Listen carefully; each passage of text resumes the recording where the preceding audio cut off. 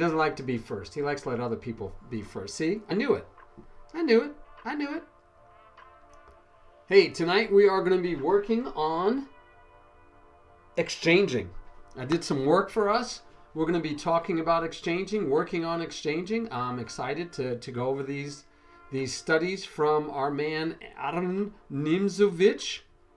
He is the man, Aaron Nimzowitsch, the man, the myth, the man, the legend. Yep. Let's see. If you are mod, you can see all previous chats. Good to know. Good to know. You want to set it up where you can do the SOs and thank yous like you had, but I'm in no hurry. Well, I can show you real quick. I love helping people. That's, if you haven't figured it out, the reason I love teaching, the bottom line, the reason I love teaching is because I love helping other people be more successful. I do one-on-one coaching, life coaching, and my whole thing about life coaching is helping other people be successful in life. And I know Sudaku follows that rule because he keeps trying to help me be more successful. And so it's great. It makes you feel good. It makes life better. And you just help other people. You know, it's a selfless attitude. It's a selfless and helpful attitude where you help other people to improve. So what you're looking for is if you're using Nightbot, first of all, I take it you're using Nightbot because you said you're setting up Nightbot. So that's good. Yeah, I don't do Streamlabs. I do for something else, but Nightbot is the one I use. So if you're using Nightbot, I can help you. And since you said you're using Nightbot, let's do that. Okay, good. So under commands, you could set up custom commands. And so as an example, here's my SO. And so it's a exclamation point SO. Doesn't have to be, but everybody's going to expect that you would use an exclamation point to make a command. You do not need the exclamation point to make a command. But it's clearer and everybody knows, oh, that's what I'm doing. Then you do $, open paren, and let's see if I can't, let's see if I can make this larger for you. So let me see if this has a zoom capability. It should. Let's see if I could just, yeah, there you go. Boom, that's zooming it. You can't get any bigger than that, can you? All right, so SO. Hey, Metal Eagle. Yeah, how's it going? We are looking at Nightbot real quick for Gridiron, who obviously is looking at being a streamer, man. He's going to stream soon. So all love out to our new fellow streamer, Gridiron Grace, but while he's working on it, we're helping him out just a little bit. So here you go, SO right down here. Okay, SO, and then you have to user. So $ to user, because that's going to say who you're doing the shout out to. And and you could type anything you want in here. Excuse me. This is just a common one, and I stole it from somebody else. So it says Gridiron Grace is also a streamer, because you have to do the SO space the name of the user. Check out their stream at http blah blah blah, and then you stick in the to user because that's the way Twitch TV works. So you always do twitch.tv/ and then the username, and let me know what you think. Now, I created a different one, and this is where you just over experience and you start playing around. I made one that's an SOF, which means shout out favorite. You can make it again, whatever you want. Shout out favorite is so-and-so is one of my favorite streamers. So in other words, I know them, right? So I can give Brandon an SOF. I can give Metal Eagle an SOF. But if there's a new person, right, Gridiron, so I haven't seen you stream yet. I mean, I like you as a viewer. I like you in my chat. But I have no clue if I like your streams, right? I might go to your stream and you might be filthy mouth, cursing, throwing things, throwing tantrums, blowing your nose on stream. I don't know what you do. So I might not want to make you my favorite streamer. I just might want to say, check out, their stream at Gridiron Grace and let me know what you think. There you go. All right. So that's how that works. And then you could do almost anything, though, as far as that. So another one I have is POTW, which I stole from, what is his name? Linear Stork, who hasn't streamed in ages. But it's Principle of the Week. And so if you want to know what I'm teaching, what the principle is, what we're talking about, you could do POTW, and it'll tell you the principle of the week. If you want to get a lesson, here's what you do to get a lesson. If you want to join my team, my stream team, so that you can know about tournaments and join the tournaments that I put on, you do join. So, right? So you can have as many of these as you like. You can have Prime, because sometimes when I'm talking to people and, I want to let them know, hey, you can use Prime to subscribe, especially if they're asking, right? Like, how do I subscribe? So there you go. So that's, this one is 11 to 20 of my entries. So I have a few entries, right? So I'm going to just go through them real quick. So I have an arena so that you can know about if I'm putting on a tournament, I have to remember, it takes some overhead, but I have to remember to go put in there what the link is to the tournament. Oh, okay. You have a few followers that are coming to the collab here? Oh, okay, cool. Yeah, so then yeah, you can raid me, but also I can give you a shout out and then they can see that. Books, because I write books, right? Again, you can make it do whatever you want. So if you guys are curious about my books, you go, I think he writes books. I saw it on his preview screen. You can type in books. I even put in a bye because a lot of people say, hey, see you later, goodbye. And so I thought, hey, if somebody's saying bye, I can say that real quick. I could say bye. Now, I should have said bye and who to, right? So like I could say bye, Gridiron Grace. By the way, you can use the @ symbol and find their name in the list of people in your chat. So you don't have to type it out, right? Because sometimes it's typing it out takes a long time. Plus, you can misspell it. So if you do the @ symbol, the first letter, pick their name and go. Yeah, so that makes life easier there too. If you want to challenge me, right? A lot of people get up. First time they come to a stream, they just want to play the person that stream. They think that's what every streamer does. They think every chess streamer, you're supposed to be able to challenge them to a game. That's what they're there for, is to play them in games. I don't know. So I get a lot. I used to get a lot more because now I think most of the people that come here know me. But it used to be, oh man, first time somebody shows up, challenge, challenge, challenge. And I have to tell them, well, no, it doesn't work that way. And what we've done now is we actually gave it for rewards, right? So you could set up, depending on what you're using, I use OBS. So in OBS and in I do use Streamlabs for the channel points. So I call mine Catnip, and you can look at the Catnip and you can say, okay, what can I do with Catnip? Well, one of the things you could do with Catnip is challenge to a game. So I just, you get all these channel points for nothing, just for participating, for chatting, you get channel points. And then people have all these channel points, and what do they do with them? So I give them a way to spend it. So it's kind of like, it makes you feel good because you're buying something, right? Now you're buying something with channel points that cost you nothing, and you're buying something that really isn't like something you're going to take home, but you can enjoy it. So you can look at channel points and doing that, setting that up. So all of these things are just things that you set up to try to make the users or the viewers experience better. So I use timers, and for me, I have a whole bunch of timers, but like I have a collab coming up Friday. So I have a timer that will fire off on its own. I don't have to tell it. I don't have to call it. It'll fire off this collab on its own to let people know that the collaboration is coming up. Doing lessons on principles, I'm back to doing that. So I put my principle in here before the beginning of the week so that I can run that one. I like to try to advertise a little bit because I should. Sherlock the Gnome books, right? So I try to do that. And then you have self-assessment tools. Yeah, the to user is very helpful. And again, you don't always have to use it. Just remember, let me show you one I have for hi. If you just say hi when you come into my stream, like hi Tiberian, it without the exclamation point right here. So I have TWK, I have hi, and those are the only two. So I have two that you do not need to use an exclamation point.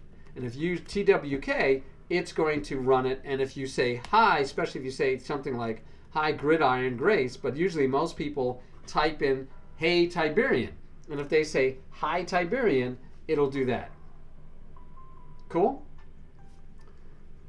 Yeah, and there's one right there. Morad Plays says hi Tiberian, so it said back to him hi Morad, and is that like Moad Dib? Moad Plays and welcome to our community. That's automatic because he said hi. And then I like to do a little extra. Again, another one that you can do, and I just created one. You don't have to, but I did one. and it's for welcoming new players, new chatters. So I do that also, right? So you could do that. So you see the W, and then I have a DB for WB, and again, I have to know it. It's for when people come back after a long time. They haven't been here. I want to give them a shout out or say hi because I haven't seen them in a long time. Yep, I had one for Sudakus because he was streaming, and I just like to advertise his stream all the time, so I would throw out a Sudakus one also. Yeah, the exclamation W is not automatic, but the hi is. Right. Yeah, you could do a lot with Nightbot, and what Nightbot I find is really useful, or any of the bots are really useful. Besides, I have very strict protections, right? Because I want children to feel safe coming to my stream. So I want parents to feel safe. I want kids to feel safe. So I have very strict stream rules. But the bots help with that too. Mods are the next thing that help immensely. But anyway, so the bots help. But you can also personalize your stream with back and forth answers to people without you having to do it. So like the hi, Moad plays, said hi, it automatically says hi back. Right? So that's useful. And the same thing with, so the bots also can be restrictive. It helps me for shorthand. So some of it's automatic, some of it's shorthand. But then the next thing that helps you as a streamer, in my opinion, is having mods. You want to find 1 or 2 or 3 consistent viewers that understand what you're trying to do, support you in a sense, not with subscriptions, support you in trying to have the environment you want to create. So I want a friendly, family, educational, totally educational environment. And so like Chess Wizard and Sudakus and Flavio, these are great mods for me. They're great mods. So they help me, they keep me on task. Chess Wizard will tell me, hey, your screen's not, centered. I can't see the clock. They help you with giving you that feedback that sometimes viewers or chatters are reluctant to do, or shy, or just don't pay attention. So your mods help you. They pay attention. They give you inputs. They also help you with the background, right? So if I have somebody that comes on and the only thing it's a bot trying to sell follows, right? They can ban them before I ever get to them. Chess Wizard welcomes Moad plays before I do. Why? Because he's my mod. He's helping out.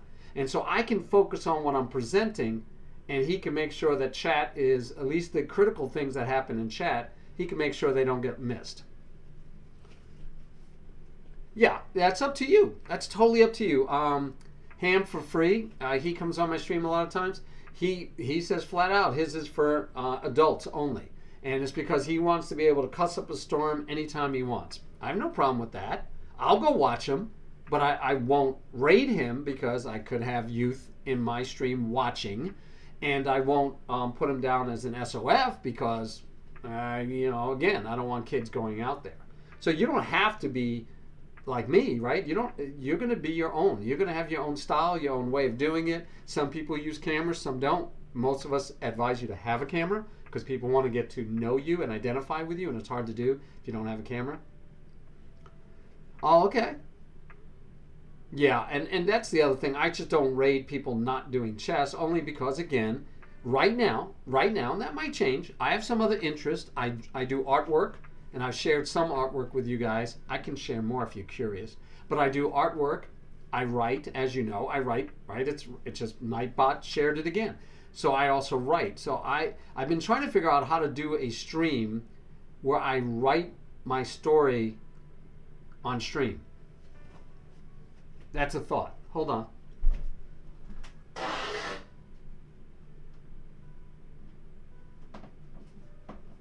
So I want to figure out how I can effectively write a story on stream, but I just don't know if it'll be boring as all get out. Hey, Coogan, how's it going? So I want to do that. I just don't know if I'm going to be able to do that. Meantime, I've seen a lot of people do art on stream. In fact, there's a whole category for art. So I feel like doing my artwork on stream would be a no-brainer, but right now I only do chess. So if, let's say I'm doing a art stream and I say, let's go raid somebody, If I'm doing only an art stream, I would think I would want to rate another artist because I would think most of the people watching me are watching me for the art. So I'm going to continue on that theme. So Flavio is an example. He does photography on stream. He does photography. That's what part of what he does for a living and a hobby. So he does a photography stream, and then after so much, he goes, "Oh, okay, I'm going to go play some chess," and he changes the title to say, "Now I'm playing chess." So you don't have to do just one thing. Yeah. But if you're not playing chess at the time that I'm raiding, I won't raid you. Only, again, because I'm coming from chess. All right, so there you go. Yeah, the commands are fun, and you can add them and develop them as you go. As you see, I also have a recurring theme. I like to have a theme, and my theme is I get to wear all my superhero shirts that I've been getting for years for Christmas and my birthdays. And some of them are tight. They'll this neoprene type stuff that you don't want to wear in the heat of the summer. They're good for the winter, but they're all short sleeves. So but I can wear them when I stream. And then I said, oh, you know what? I'm going to make my backgrounds. So you notice Spider-Man, and then notice over there that over there, you'll see that it's a Spider-Man background today. And so I went through and found myself some backgrounds that match whatever shirt I'm wearing. Just a recognizable thing. I started off over a year ago, and my stream was all about being the chess cat. My header was the chess cat. I was going to be Tiberian, the chess cat. Yeah, corny? Okay. So, not the greatest thing in the world, but part of it was because we own two cats. And one of our cats is Pip. This one is Pip, and she is a black and white. She looks like she should be a chess cat. I mean, to me. So it was a play on the chess cat as a cat being a cool dude, and a cat being an actual gato, a animal, a pet. And so I said, oh, chess cat. Now, as you see, I don't have that title out here anymore, but I still show the picture of my chess cat. And most of my, the little icons that you get, right? These items that show you like, oh, you're a moderator, you're verified, you're a subscriber. Those show, most of those have cats. So, emotes, right? Most of my emotes that you can use are using my chess cat.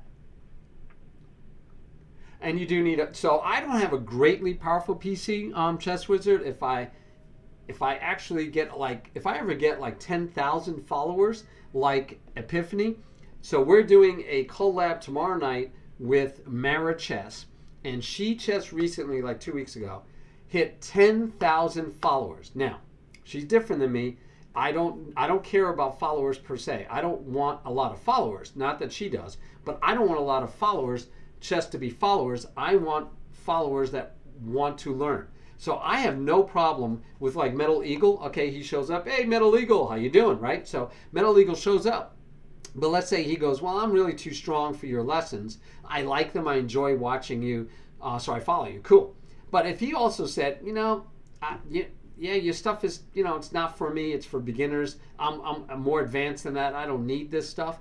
I'd be okay if Metal Eagle said, yeah, I'm not following you anymore because, it's not for me. I'd be like, okay, yeah, no worries, no problem. I understand. Makes sense. And I'm okay with that. I don't have a problem with that at all. I want people that will follow because they want to know when I'm streaming, because they want to come and learn and do stuff with us. So if that's what you're following for, I'm excited to have those people follow. So my numbers, I'm not doing things, let me put it another way. I'm not doing things specifically to build followership, right? I'm not trying to get more and more followers. If I were, I'd do what I was doing a little bit of, why I stopped doing it because it wasn't really what I wanted. I would do a lot of tournaments. I do a lot of viewer tournaments. I would do prizes for viewers. I would do things and I would do only prizes for follow. You got to be a follower, right? So I do all these things to build up number of followers. Now, there is a plus side to having followers, even if you have a niche like I do, because when people are searching and they want to discover you, if they see that you only have, like I do, 400 some odd followers, they might go, oh, he's probably not that good. Maybe that's why he has low followers. I see this person with 1,000, or this person with 5,000, or this person with 10,000 followers. They must be awesome. I got to go check them out.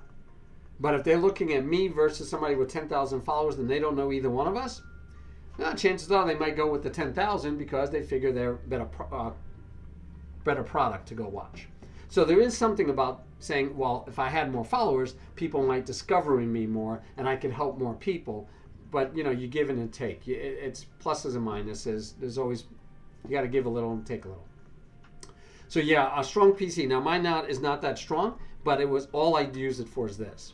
So I have it set up. All I use it for is streaming. I don't do anything else on it. I keep it bare bones. I keep everything else off of it. Hey, thanks, Gridiron. Appreciate it.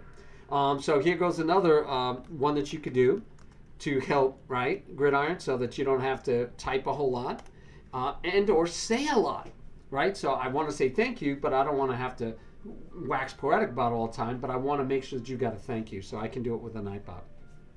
So my computer is only for this. And I keep it bare bones. I keep everything off of it. I keep it from being kludged up and messy. You know how you have too much junk on your computer? I try to keep it clean. I still, once in a while, it'll just crash on me and shut down. And it's happened on stream. It just shuts down. And there's no rhyme or reason. It's not like at the end of usually it's near the end of the stream, but it's not. I've gone longer and it hasn't shut. So I don't know. It's not the greatest computer. I might upgrade it if I ever got 10,000 followers. Chess was, I like that. Maybe write the story, read it back, and let us. I even like the idea of throwing the ideas about the story out there. I love the idea of reading it, right? Maybe reading my story on stream. So it's like a podcast or like an audiobook, but I would be reading it, right? And we could read a chapter every stream. So it'd be like a serial. Like you go listen to the radio in the old days, you'd listen to the radios like the Shadow News. And it's, what evil lurks in the hearts of men? The Shadow Knows. A great show. And they would have, the sound effects and everything. But it was a serial, so you'd only listen for a half an hour. For that night, they'd have commercials. You'd have it half an hour, and it'd always end with a cliffhanger. And then the next week or the next night, you'd have the next episode. Right? So I could read my book that way. So that might be one way to do it. Now, that's not writing on stream, but it is sharing my book on stream and maybe getting feedback. Like, what do you guys think? What do you like? It wouldn't keep people from buying the book, of course, because they might want to read it at their own pace afterwards. But yeah, I like that idea. I like that idea a lot, Chess Wizard. I'm going to have to make a note of that because reading the book online might be a nice idea. Flavio's a great guy to hang out with. Flavio will help you out. Flavio's another person who, like I told you, Flavio, Sudaku's me, and I'd even say Chess Wizard. Chess Wizard also, he's young. He's already young, and he already, I believe, has this selfless spirit. Because he's helped me so many times. He streams for me. When I can't stream, he will sit in and stream. I mean, that's just nice. And when I first started streaming, it's Chess Wizard's fault that I stream at all. Chess Wizard said to me, I want to stream. I thought this would be cool. And I go, what's streaming? And he tells me all about streaming, right? He tells me what it is, how it works. And I go, oh, okay. And he goes, but, you teach me chess. Why don't you stream? You should be streaming. And I was like, okay, help me out. Show me what you're talking about. And so I would not be streaming without Chess Wizard. He talked me into it, so I got to thank Chess Wizard for this stream and every stream. I got to thank Chess Wizard for introducing me to Flavio, to Sudakus, to guys that are like Sudakus is, he's one of my better friends right now. I've never even met him in person yet, and I love the guy. And how did that happen? It's because I streamed. Flavio introduced me to Sudakus. He said, you like this guy. You need to go check out his stream. But it all started because Chess Wizard got me to stream in the first place. I didn't even know what streaming was. I wasn't watching any of this stuff. So I didn't even know streaming was. So, I mean, to be fair, I didn't go watch anybody streaming before I streamed, right? I was like, oh, what is this? And I had to go watch some just to see what it was. And, it might be fun to go back if I can find it because I had to have saved it, right? Twitch doesn't keep it forever. So I'd have to find my earliest stream that got put on YouTube if I can go back and find that earliest stream, we could see how my backgrounds are different, how like this, my wife bought me this, and so now I use this as my backdrop. It was like, shocked me that she bought something to help me with streaming, but I always had a green screen.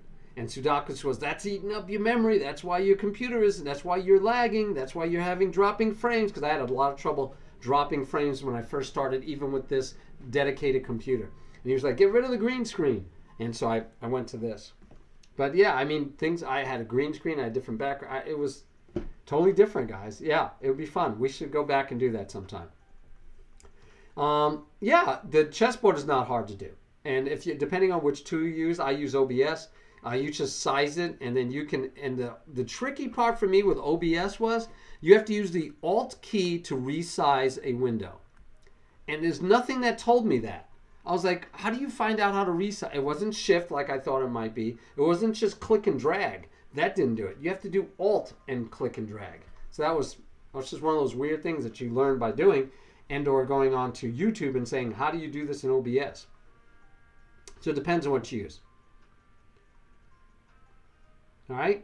Yeah. Emotes. Oh, never mind. Sorry. Okay. Thanks. I'll try that next time. I'm trying to catch up now. You know, this is one of the reasons why I will tell you right now, I think one of the reasons that Hikaru Nakamura is so popular, it's not just because he's a strong player. There are a lot of strong players streaming. Even Magnus Carlsen streams, right? He's stronger than Hikaru Nakamura. There are people that are stronger than him. There are people that are more personable than him. But I think his thing that makes him one of the best streamers out there is that he can read and respond to chat ridiculously fast. I don't know if he has some other monitor that slows it down for him. But if you watch, because he has thousands of people watching him all the time, and they all like to chat, and their chat just rips off the screen. And he'll be answering people all the time. And he could tell, oh, that one I don't need to reply to, and he just lets it go. But when I watch him, he can reply to chat on time, on speed, like with what we're doing, the little bit of chatting you guys do. I would love it if you chatted more. He'd be able to answer every one of you and just blow through and keep up. And so every chatter feels like he recognizes them, knows what he said, answers them a lot of times. I think, that's my opinion. I think what makes him an awesome streamer is the fact that he can keep up with chat so well. So me, I'm going to try to get better at keeping up with chat. But it's hard because I'm a slow reader to begin with for comprehension. And then I have to be able to not go off on a tangent, right? Like Gridiron asked me a question and I spend a half an hour talking about, what time is it? Yeah, I spend a half an hour talking about Nightbot basically, and we haven't talked about exchanging at all. Right? I mean, no, Kilgan, you don't have to learn. I'm here to teach. I'm here to help you learn. If you don't learn, then you don't have to. Thank you, Gridiron. That's how you used, very good example of using the channel points for something on a game review. I appreciate it. I have a lesson I want to give though, but if you give me the link, send me the link in Lichess. Give me the link in Lichess, and we will review your game. All right?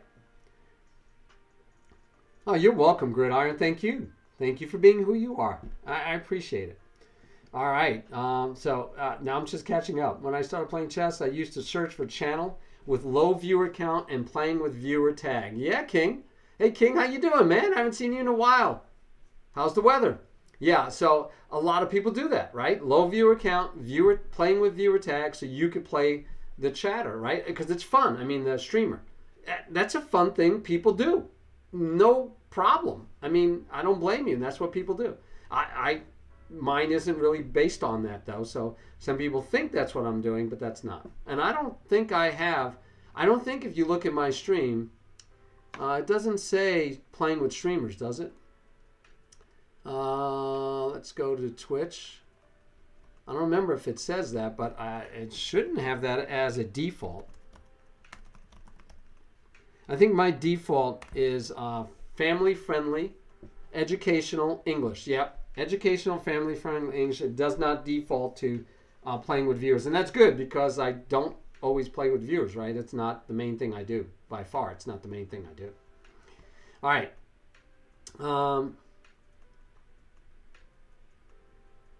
Yes. Yeah. Well, but don't worry about it. Gridiron, you're not playing. So here's one thing: if you're worried about that at all, only play casual games. And for a while, that's all I ask people to do. If they challenge me to game, to make it casual and give me a time increment so that I don't lose on the clock because I'm talking.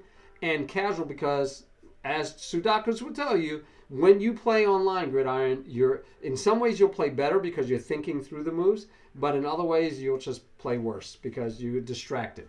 If you're at all engaging with your chat, you're going to be distracted, and therefore you won't play as well, and that's frustrating. So always try to make them, I would just make them all casual. And then even if people, what they call screen sniping, where they listen to you or watch you and then try to make moves based on what you're saying, don't care.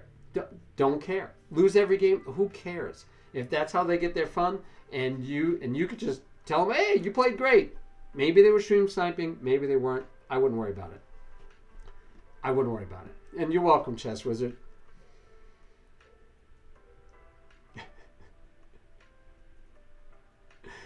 Yes, we're going to do exchanging. There's a fire in a... Yes, there is, Chess Wizard. Okay, you added me to a study. That's awesome. I use a blockade to win endgame. If you want to look at it, definitely want to look at it. Definitely want to look at it. Of course we do.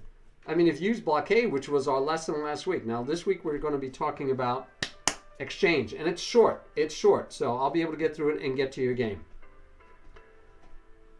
And that's fine. Yeah, that's fine. That's a good green screen. Any green screen, anything, right? Something that people, it should be an entertaining background though. At least get their attention. Mine isn't as entertaining except for maybe Spider-Man on the side. Okay, good. Uh-oh, you found the first video? All right, let's go check it out. Let me open it in a new tab. Okay, you think, well, at least, oh my gosh, look at the Be Right Back. Yeah, okay, lesson 1, free candy. And I had a Be Right Back versus a countdown clock. I didn't even have a countdown clock. Wow. Okay.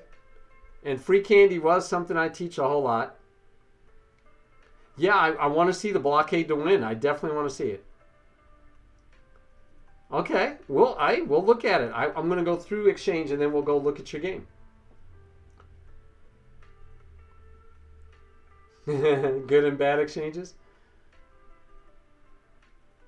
Yes, Trobex! How are you, my friend? Didn't even see you stopped in, Trobex. My fault. Sorry. Yeah, I love fun finish. I love over the board games, and fun finishes are fun. I mean, anytime you can have a good finish, you know.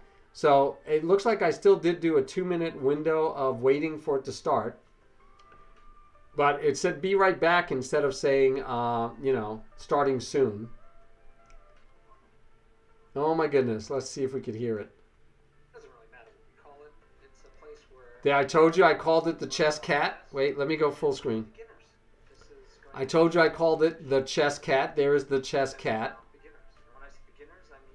I was advertising my chess club at the library where I do clubs. There's my picture of my chess cat.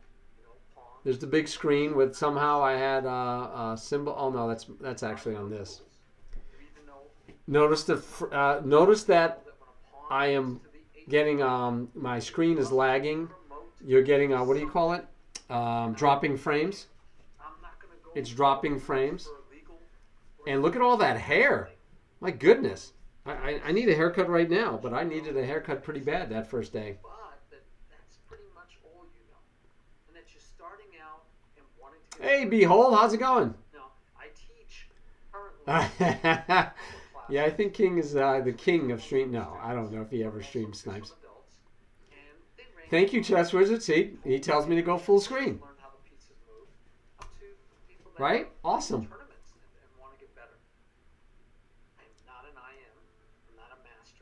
Well, thank you, Behold. I have been told I am high energy.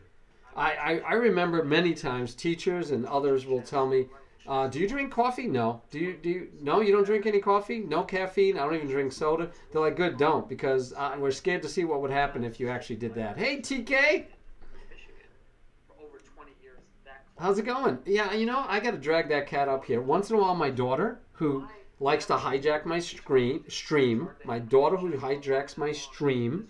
There are those. You'll find those out online. seems like we don't know She'll bring the cat up and show it. luck with locations. Chess clubs. So anyway, here you go. I've talked a whole lot. No chess pieces moving. I have a green screen background that's supposed to just be black. And I did that because I had seen Eric Rosen, and he uses a green screen with a black background. But you can notice my green screen is too far away or too close. I don't remember. I think it's too far away.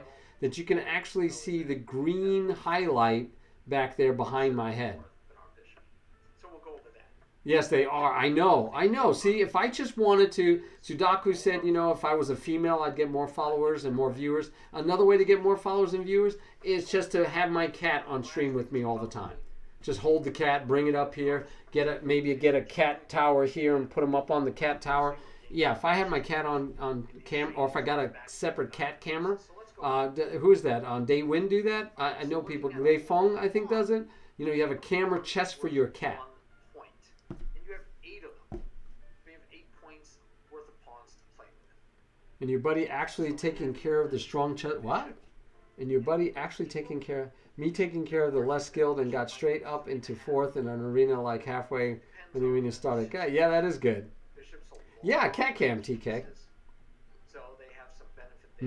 No. That's what I'm saying. I'm saying, though, that, those are some ways, right? He doesn't have a cat, and he's not female. But I think Hikaru, besides being a very strong player, personable, he can talk, he can banter, he can joke, he can laugh. He's very authentic on stream. He seems very authentic. And then what's the other thing he does? I told you, he reads and speaks to chat super fast. And knights are 3. There you go. Hey, Gridiron, if the cat moved the pieces, you'd win a lot. Doing this for beginners. If it's legal moves. So they might If not it's legal moves. remember all the time. So 3. Rooks are next piece. of Drop the chicken food on it and played hand and brain with a chicken. The rook is Okay, that would be legendary, yeah. one rook for a knight and 2 pawns. Oh, if Hikaru's a woman, he'd break the internet. Yeah, later on. But I like watching Anna Rudolph. But she doesn't do chess. She tries to branch off to other games, but I love her. She speaks Spanish, so I gotta love that. She'll mix Spanish with English throughout. I like her. So I'm still teaching about free candy. It's slow moving, not moving a lot of pieces. So yeah, not the greatest, but just looking at the aesthetics. Lesson 1, free candy isn't bad. The chess cat. I don't even have. Notice what I don't have up here, guys. I don't have any chat, so I believe this was live. It might have been. I might have done just a full out. This might have just been a YouTube video I made, but I'm pretty sure this was a stream. Castle either side. In which case, there's no chat going on, so I don't know if it was a stream or not. All right, enough of that. Tired of looking at that poor version. But seeing as how it said "be back soon," I believe it was a live stream, and I didn't even show the chat. So now I list the chat. And why do you list the chat, Gridiron Grace? You show the chat on your stream because that way you as a chatter know when it shows up. So if you say something like, "Hey Tiberian," and I don't reply to you, and you're like, "Hey, he doesn't even listen to me. He didn't even say hi." But then, like say there's nobody even here. But then you see it come up on the screen that says, "Hi Tiberian." You go, "Oh, there's a delay. It's not even on his screen yet."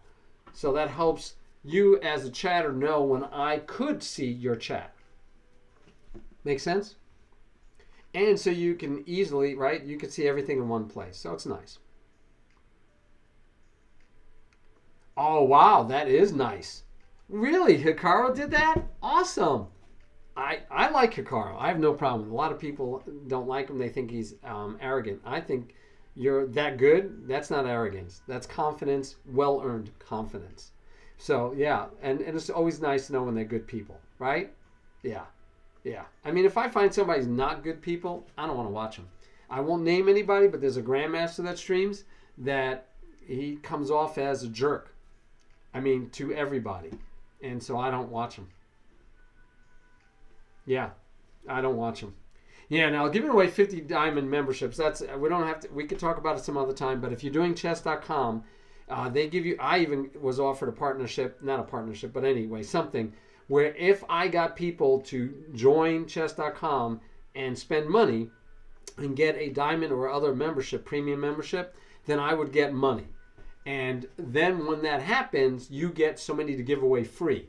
Why? To encourage people to join chess.com. So yeah, him giving away 50 diamond memberships is not his money. I can almost guarantee you that's money, that's free money. They give him memberships to give away. I'm not saying. I said I wasn't telling you, so why would you ask me?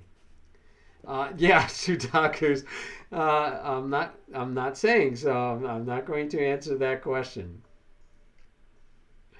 Yeah, and it might just be, right? It might just be his personality rubs me the wrong way. Yeah. I love it when Gotham plays cheaters and exposes cheaters, because I hate cheating. Cheating is like this thing in me. I hate cheating. I hate forfeits. So I play on a tennis league. If I think somebody's cheating, I get extremely upset.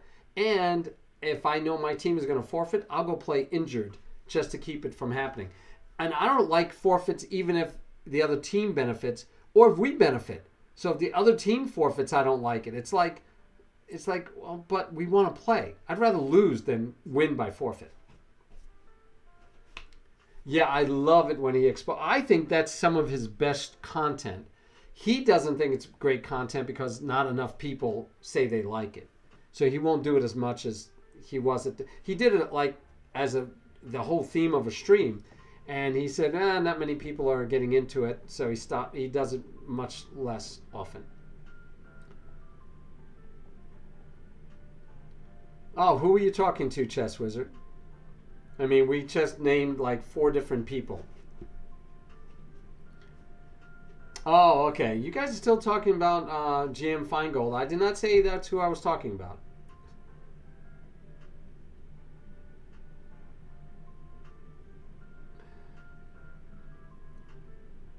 Yes, I like it when they get banned. I love it.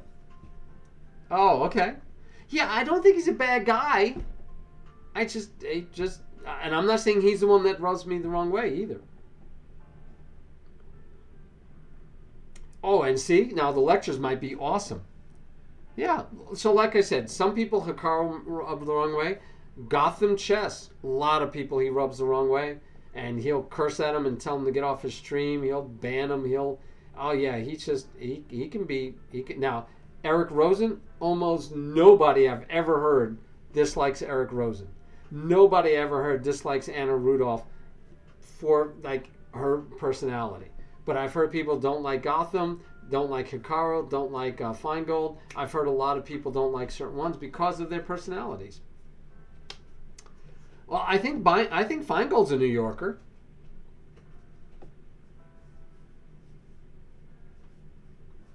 Yeah, Strobex, I don't know. I don't know him as a person. But, you assume that their personality is coming through in their streaming. I assume my personality comes through in my streaming. Right? I can't hide it. I'm not a phony. I'm not acting for 2 hours straight.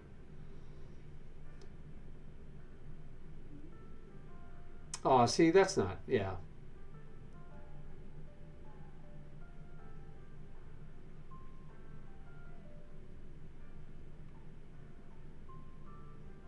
Okay. All right, let's talk about this real quick. I do like Rosen. Yeah, sometimes you can put you to sleep. I also like, who do I like? John Bartholomew. He doesn't stream a lot, but Bartholomew, I like listening to Bartholomew, Rosen, but both of them are kind of just so laid back. While Gotham's like, excited, and, he'll keep you awake for sure. Gotham has a lot more energy, while Rosen and Bartholomew are laid back, like California guys, right? Yeah. I mean, it's just fun talking about the different personalities, and I feel like those are the 5 or 6 that are are the big streamers, right? They're the 5 or 6 that everybody. If I'm, we know Botez sisters, but really, I don't watch them anymore. I mean, I don't even know what they're doing lately. They do a lot of. They've been doing a lot of live play, outdoors, playing people live and having cameras on them. It's cool. I like them, but I mean, oh really? In Michigan? Oh, okay. And how was he when he was in IM? I don't even know who Fun Master Mike is. Chess Wizard, you go out there and meet so many people. Me, I don't have time. I mean, when I do watch other people, it's rare.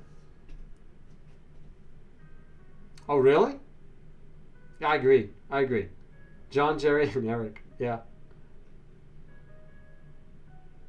And that's the way to do it. Find out where Chess Wizard is. You can have him followed on your stream, on your list, and wherever he is, just go where he is. Oh, okay, Strobex. Let's not talk about that anymore. Then, moving on. Let's maybe go over some of the exchange stuff that we want to teach tonight. And I will follow the Olympiad. I hope it didn't start already. So, this is from Nimzovich. We are talking about exchanging, and there are times when you should exchange. And Nimzovich talks specifically about those times. Okay, so that's what all of these are going to be about. We're going to be talking about when to exchange. And Nimzovich says on this one, I wrote it right there, we exchange in order to occupy or to open a file without a loss of time. And then I added time matters. We've talked multiple times about time, tempo. Time is so critical. And I'm not talking about the time on the clock. We are talking about time spent playing, time in the game, time or tempo between moves. That's what I'm talking about when we talk about time. So, exchanging with tempo, with a gain of tempo, opening a line. So what do we want to do? We want to take the knight because we're threatening checkmate. And now the king has to either move something or what? He can't take the bishop. If he takes the bishop, it's mate. So yeah, he could block with the bishop and we win another pawn. We win a pawn, not another, a pawn. Or he can move here and we still win a pawn. Now, humorously, the computer says this is the best move. Nimzovich did not. Nimzovich said we're exchanging. He used this as an example of exchange. Why? To open a file. Now, he says you have to take back, right? If you don't take back, then it's just a free piece, and that's okay too, right? If you don't take back, then you move and he keeps the piece. But the computer, interestingly, says this is the best move, and I'm assuming the only reason the computer says this is the best move because he thinks the bishop is better than a knight and a pawn. Because you're going to get a knight and a pawn by going by taking, but here you're only going to, as far as I can tell, you're only going to get the bishop, right? I move here, and then what? I'm going to throw a check in. You move up? No, I'm going to take the bishop. I would assume, and if I take the bishop, that's all I'm guaranteed. But the other way, I'm going to get a knight and a pawn, and we're going to have the same colored bishops.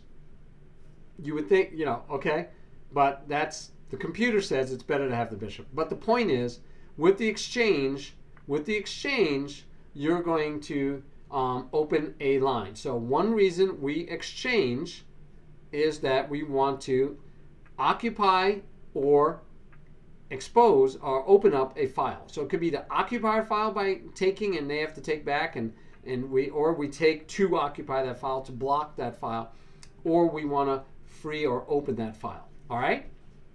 Good there? Oh, it had a black screen for the whole opening ceremony stream. That was weird. What was that? Oh, okay, I don't know. A kid friend of yours that met Ben Feingold in real life, and I had asked him, are you Ben Feingold? So Ben Feingold responded, if you are not the police, then yes, I am Ben Feingold. That's a classic and a good joke. Yes, that's a classic. And he does have humor. His humor is ascorbic sometimes, acid-like humor sometimes. But, like if you guys remember, what was his name? Clay, Dice Clay, or, yeah, somebody like that. Insulting type humor. Yeah, but he definitely has humor. And that's good that he's nice to kids. Who shouldn't be nice to kids? Yeah.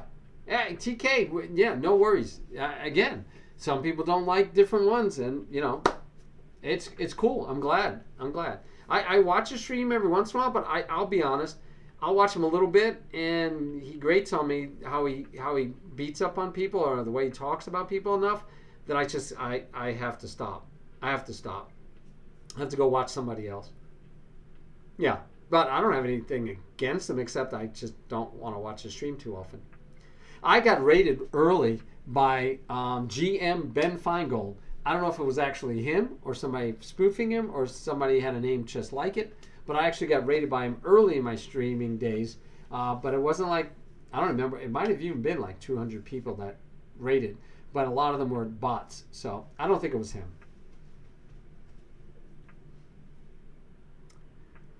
Yeah, so the bishop might be more helpful, but you're giving up a pawn. You had a free pawn, so I don't know.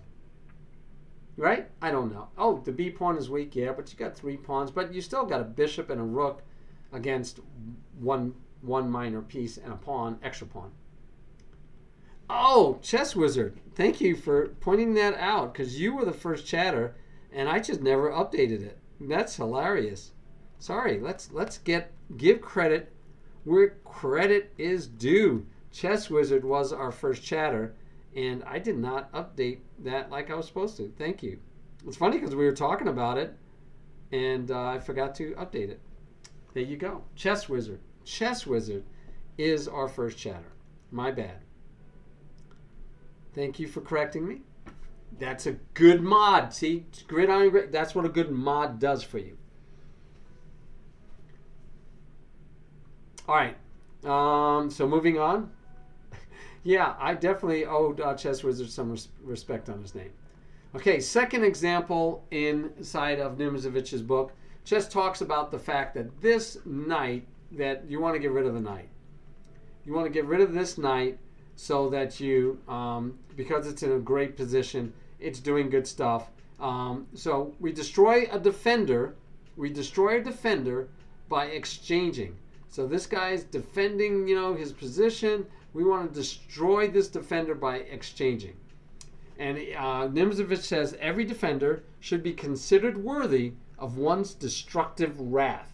So if someone is defending a position, using pieces or pawns to defend a position, you want to get the defender. Now, you've heard this before. We talked about it. One of the techniques, one of the things you could do is remove the defender. It's a tactic, removing the defender. So he talks about it specifically about exchanging. So guys, I want you to look at this position and I want you to think about what you would do in this position. All right, think about what moves you want to make. We're going to go over what Nimzovich says, but I want you to give you some time, look over this position and tell me what you think you'd want to do. White to move. Yeah, my own daughter calls you Cheese Whiz. Well, it's because it's Cheese Whiz, right? I mean, there is Cheese Whiz out there, and Chess Wizard is very close to Cheese Whiz. So yeah, she teases you and calls you Cheese Whiz too.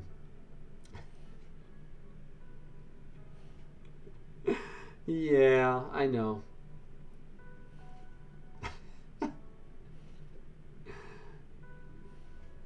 Yes, I know, right? If you're playing a D&D and a wizard is a chess wizard, or chess, how about a wizard who plays chess and can use wizardry powers? And see, so you are a cheese wizard. So you're both. Well, Gridiron, it's not up to black. It's white's move.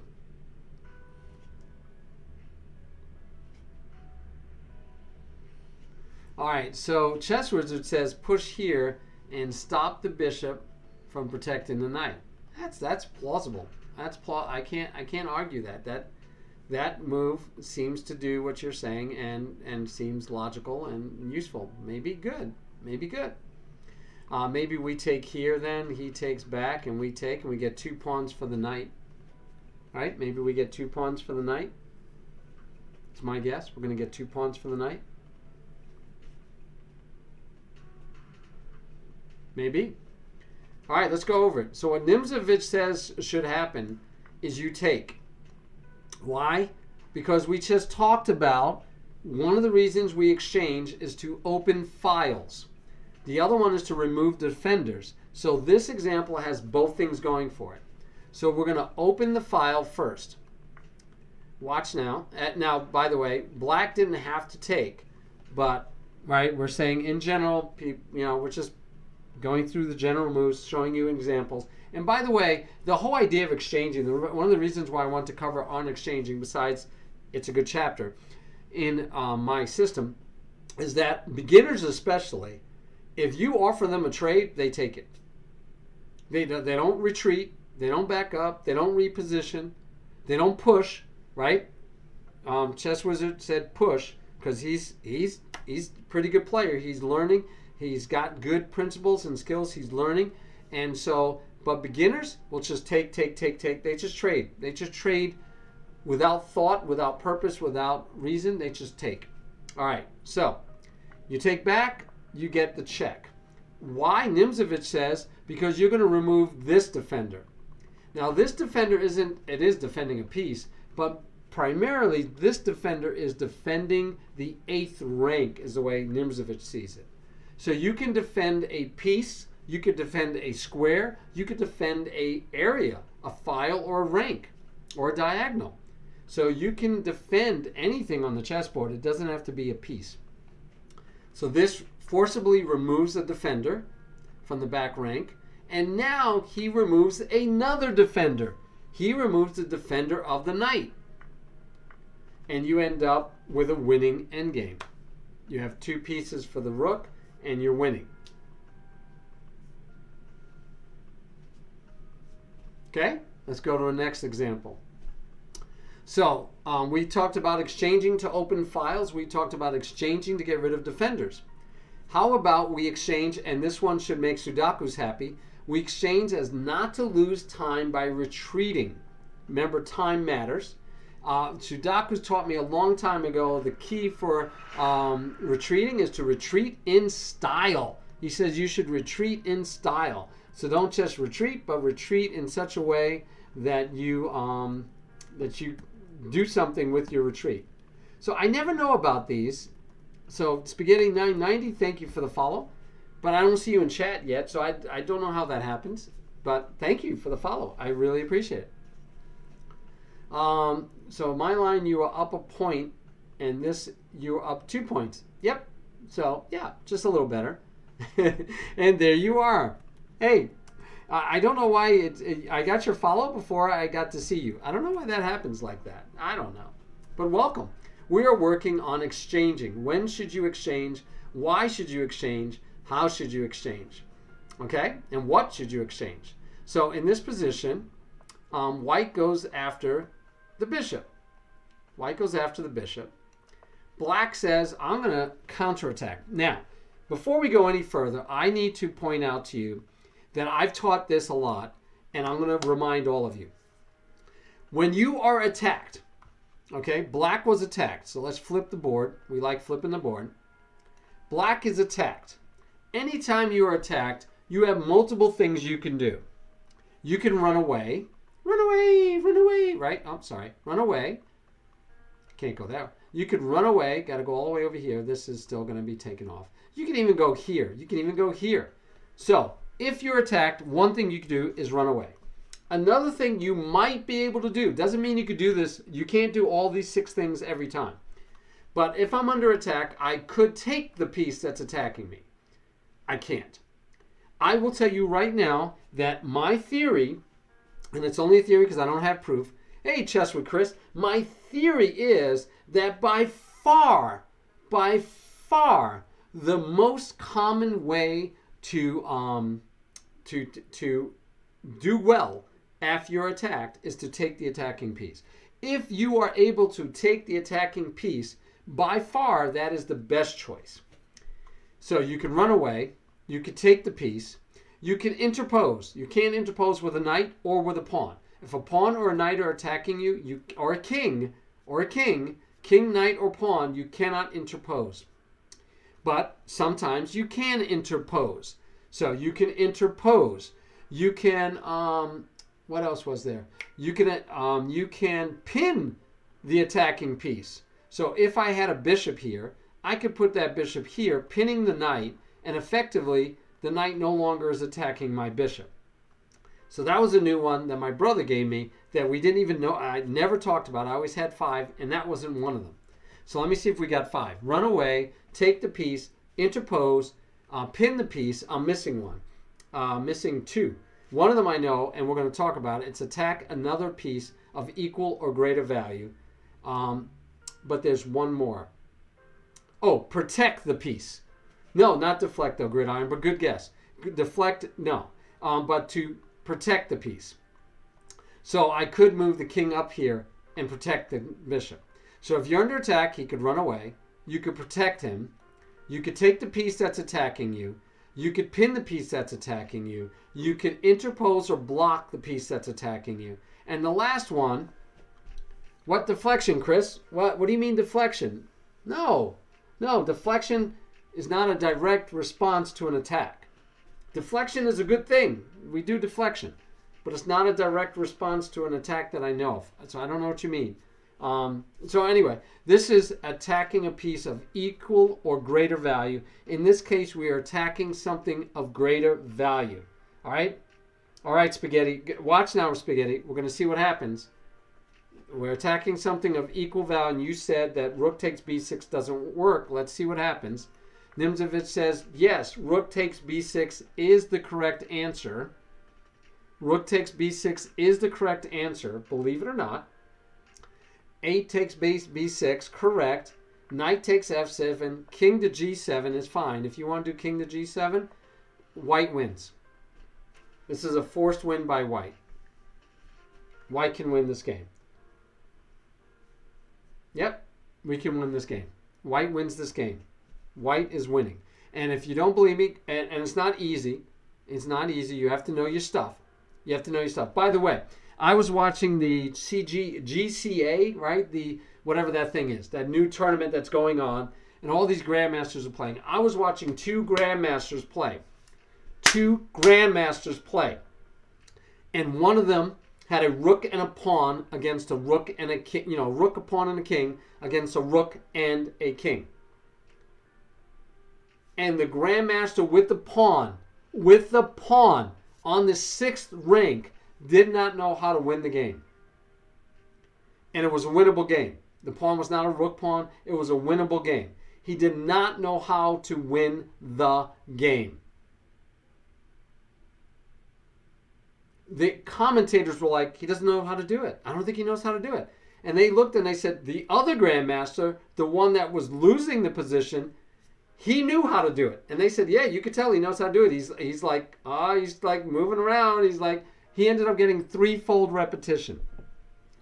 I am flabbergasted to find a grandmaster. Okay, that's a professional chess player. Not know the Philidor and whatever the other one is, where it's a rook and a pawn versus a rook. You would think they would know that. If you and I know it, I don't know. Sudakus' teacher, one of his teachers, Samuel, he was teaching it to Sudakus. It's like, right? I mean, the Lucena position. Thank you. They got to know it, right? I mean, yes, it's super basic. How does a grandmaster not? And he did not know it. He did not know it, and even said so afterwards. He did not know it. Anyway, so again, grandmaster. This is Nimzovich. He would be a grandmaster today. He knows how to win this game. And in fact, I can show you what happened in the game a little bit more. And the beauty of this is this knight holds that pawn. And if you ever push, he takes and he still hits this square. The knight can throw in checks whenever he wants because he can still come back. But so the king is going to come up here and they're going to usher this pawn down and he wins. If you look at the computer suggested moves, it's going to tell you to do things like move your king back here. And it's like the computer just says you lost. And again, if you're curious to see that I'm right, we can look at the computer, not look at the analysis as much, but look at the bar. The bar, it's plus 6, not 6. Not plus 6 for white. It is plus 60. This is plus 60 for white. Let's go back right here. Right here, it is plus 8.1. Plus 8.1. If we make On this one, it was 8.1. Right now, before this pawn move, it is plus 59.1. If we make the move that you guys were saying, hey, it's only plus 5.9. Only 5.9. And now we're up to 8.5. Okay? So that was a good move. That was a good move. But this one is too. It drops it all the way to 8.1. But yeah, at this point right now, it's 59.1. 59.1. Yeah, so it's a win. All right, let's do another one. So we have seen that the idea is to, what do we say? One was to, let's just make sure I get them all. So one is to clear a file or occupy a file through an exchange. Another purpose is to get rid of a defender. This one is not to lose time by retreating. We exchange so we don't lose time. We don't lose time, even back then, because he's not talking about on the clock, because they played much longer, slower games. He's not talking about on the clock. He's talking about tempo. He's talking about the importance of whose move is it and that you get to move first. Make sense? Okay. Oh, you got to go? See ya. All right. Hopefully we'll see you next time. Sorry. Yeah, nice to meet you. Glad you could make it. Glad you can make it. All right. And so we even have that, right? I told you guys that we have. You could do this. This is the fun part. This is why I was telling Gridiron Grace that you can do things like that. All right. So this one was to retreat in style, as Sudokus would say. Here we have the attack piece. If you're attacked, you might want to exchange so that you get the most out of it. Right? All right. So black is under attack. Black is under attack. He doesn't have any great squares. He does, the computer says go here. Right? Okay. But he doesn't have great squares. But black makes the mistake of what? What did I just tell you? We said when you're under attack, what do? He could run away. He can't take the piece because he would just lose the queen. But he could, but he can't take it. You can't interpose because it's a pawn. You don't want to defend it because you would still lose it for nothing. It already is defended, by the way. But you could run away. And you could pin, but nope. You could just back up and the pawn would be pinned. So that'd be a move too, right? Just back up and the pawn is pinned. What else could you do? I mean, you're up a whole piece. You're up a piece against two pawns. Black makes the mistake of doing the thing that's the least right. Now, most of the time, the correct move is take the piece. Majority of the time, my theory is taking the piece that's attacking you is the right choice. The percentage when it's the lowest percentage that is the right is to attack something of equal or greater value. But here's the trick. Here, okay, Chess Wizard, cool. Here's the trick. Although it is the least right, the most of the time is the one that's not right. When it is right, it's awesome. All right? Yes, it was black to move. When it is right, it's an awesome move. Now, black doesn't make a good move, Gridiron Grace, but that's because Nimzovich is just using this to demonstrate that sometimes when you're under attack, you're both going to trade off pieces. White could take, black would take, and black would win. But of course, I'm not even going to make you find this one. This is pretty straightforward. You take with check, and then you take here. And now you have a pawn, and even if he wins this pawn and fights with this pawn, you're going to come over here and try to eat this pawn. And he might be able to eat that pawn and come all the way back. Who knows? But the point is, right, you don't just push this pawn. You just come over here and you eat this pawn, and then he has to come all the way over here, and then your king, all your king has to be is on the B file to usher the pawn down safely. But, so it's an obvious one, right? Right, that's obvious.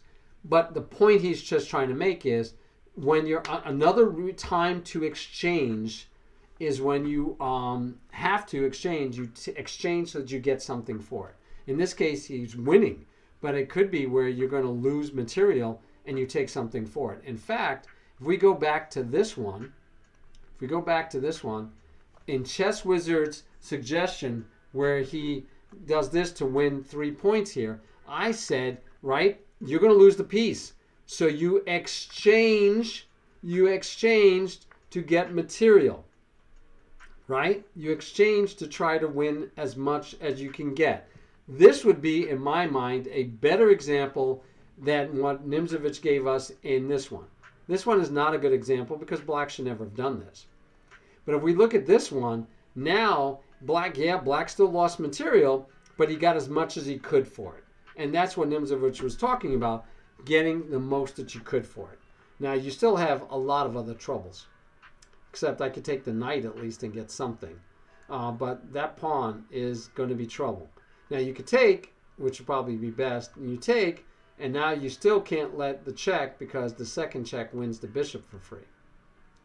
But yeah, you would just take the knight first, which would probably be good. Or you take first, rook takes, take the knight with check, king has to move, and then you slide back, and you get to protect the bishop. So you can always take this with check and then run away. So yeah, that works out well. So king probably has to attack the knight, rook goes away, protecting the bishop again, and then we still get this move in because then you could trade off. And again, exchanging, opening the files still. Makes sense? Hey, Strobex, thank you so much. That is very kind of you. So, Gridiron Grace, here's another one I have. And why? Because I need to thank people sometimes. And while I do it online, live, I also like to put it there because then it's permanent. So somebody, just joining us and not paying attention, not listening, they can see that we're thanking Strobex for his generosity. All right, so I don't think this one was the greatest example of that, but moving on. Now, simplification. Exchanges by definition simplifies the game. You have less pieces on the board, so you're simplifying the game. So it'd be the same way if you say, let's start off with less pieces, right? If we played only half of the board. They have things where they play with chess like with this big of an area, and they only have 2 or 3 pieces, so to teach kids how to play. So simplification, anytime you're doing the exchanging, you're actually doing simplification.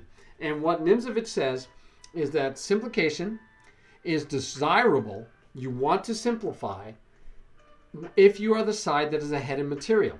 Now, this is the first thing I usually tell people, right? When do you trade? When you're ahead in material, right? Because then you get to the end game and your knight ahead is powerful. And so what do we tell you? If you're ahead in points, material,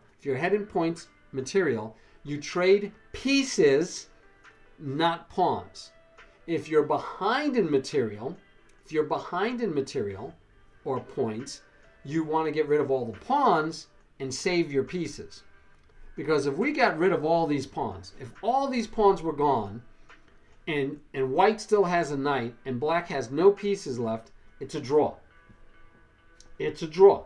So if you find yourself down a piece, you don't need to resign. I played a guy, and I told you about it. I played a guy the other day that he wrote that he was, he didn't say upset. He said something. It sounded like he was upset. I don't remember what word he used. But he said, he was, I don't remember the word he used, but he was thrown off. He goes, you're down a whole piece and you played on. I ended up winning the game. But if you're down a knight or bishop, especially just a minor piece, it's a draw if all the pawns are gone when you get to the end game. Right? Why would you resign? You have a good, if you win enough pawns, if you win 3 pawns, it's equal. So if you get down to no pawns and just a knight against you, you got to draw. Totally agree, Strobex. Material by itself does not equal a win. So why do they think if they're up a piece that you should resign? This is because they're a beginner. It must be a beginner because they shouldn't have lost. They were up a piece, right? Yeah, and then they actually just threw away the game. Chris is arguing. What are you arguing, Chris? Yeah. Now, that's another way to say it. So let's take a look at what Nimzovich says. So if you know that you have, and in fact, you could talk to Chess Wizard about that. So if you're ahead, if you know that you have a winning endgame, you're not ahead in material, but you're ahead on the board, right? Your position is superior. So yeah, you would trade off pieces too. If I have 2 pawn islands and my opponent has 4 pawn islands, I might trade off all the pieces because my pawns are better than his pawns. Right? Yeah. So yes, that is, I agree. I don't know. If you sent it to me a while ago, I thought I did. Yeah, that was a while ago. I remember that. Yeah, we read that when we were teaching about it. All right, so back to Nimzovich. He says that it's desirable if you had a material, and so therefore it follows that exchanging can be used as a weapon to force the opponent from a strong position. Right? So right now, this e4 square, white is overprotecting it. Nimzovich loved overprotection. So he's got 1, 2, 3 pieces protecting it, and there's only 2 attacking it. So it's overprotected. But if he can exchange the pieces and this pawn is sitting there, it's an equal game. Right? Okay. He says when 2 parties aim at the same goal, right now they're both aiming at e4, conflict arises in chess, and that conflict takes the form of a battle of exchanges. So when you have a point or square where both of you are piling up on, it usually ends up with exchanging. Let's see. When we're strong on a file, a simple advance along this file is sufficient to bring about an exchange. So if you have strong on a file and you start pushing on that file, your opponent will want to exchange and relieve himself of that pressure. All right, cool. Oh, I like it. A golden question you should ask before resigning? Yeah, send it on, man. Send it on. We'll take a look. But I want to finish this lesson, too. So let's get back to it. Here's another one, guys. Here's another one. And Nimzovich says another time that you exchange is weak points or weak pawns. You exchange all the weak pawns. They get exchanged. It happens all the time. They're weak because they're hard to defend, right? So those weak pawns get traded off usually. All right, thanks. I will check it out. But I have to look at Gridiron's game first, too. So black to move. Black attacks this weak pawn. If you push it, it's going to get traded off, which this is a doubled pawn. So b4 and b7 are weak pawns for black. This pawn, he calls it a weak pawn. Usually by the definition of a weak pawn is a pawn that has no pawn next to it to protect it. But it's really hard to protect. I can't put a rook to protect it. I can't protect it. I could put the queen here to try to protect it. But it's a weak pawn, right? It's hard to protect. And white says that's okay. I want this pawn. So they trade off weak pawns. There you go. Now the weak pawns at a2 and b4 have been exchanged. But it goes on further. This pawn is weak. It's just hard to defend. It's a pass pawn, but so is this one. So both are pass pawns. Both are equally weak. And so are these. Not pass, but isolated pawns. So therefore they're weak. So what happens in this game? Black goes after this weak pawn. White says, I have this weak pawn. So they trade weak pawns again. And that's what Nimzovich is showing us. We're trading weak pawns. Exchanges many times are done to exchange weak pawns. So what do you think is the next move, guys? What do you think is the next move?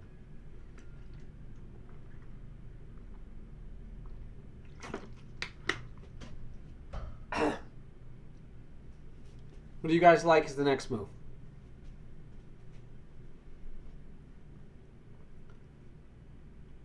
Yeah. So here's a weak pawn for white, and here's the weak pawn for black. Exactly. Very good, Gridiron. So the tricky move that white plays is this one.